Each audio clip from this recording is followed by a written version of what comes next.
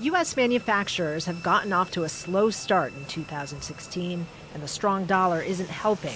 A strong dollar makes U.S. products more expensive abroad, and that's hurt exporters, like Dyke Messenger. His company, Power Curbers, makes construction equipment used by developers. And this is where the mold is attached, whatever shape it is, curb, sidewalk, barrier wall, ditch. There was little demand for his equipment in the United States after the financial crisis of 2008. We lost about 60–70% of our U.S. business because there was no development, no residential, no commercial development at all. Exports saved the business his grandfather started more than 60 years ago.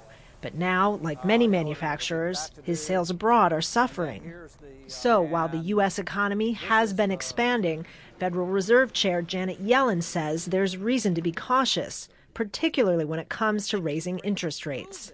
Foreign activity and demand for U.S. exports could weaken, and financial market conditions could tighten further. But economists say problems caused by the strong dollar are just one factor influencing U.S. growth. And that's certainly going to be a drag on U.S. growth. But one thing to keep in mind is that the U.S.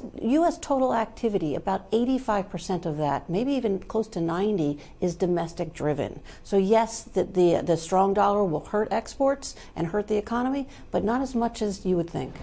There's no doubt the strong dollar is having an impact on exporters like Power Curbers. But here they say that's offset by the improving U.S. economy and growth in domestic demand.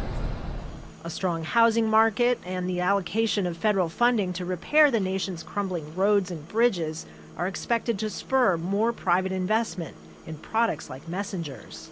I think most exporters have a balance. You know, that's been one of our strategies for years, is to balance between the U.S.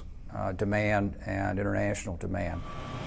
Domestic sales are once again the majority of his business, and sales overall are up in what many hope will be a trend for American manufacturers in 2016. Kristen Salumi, Al Jazeera, Salisbury, North Carolina.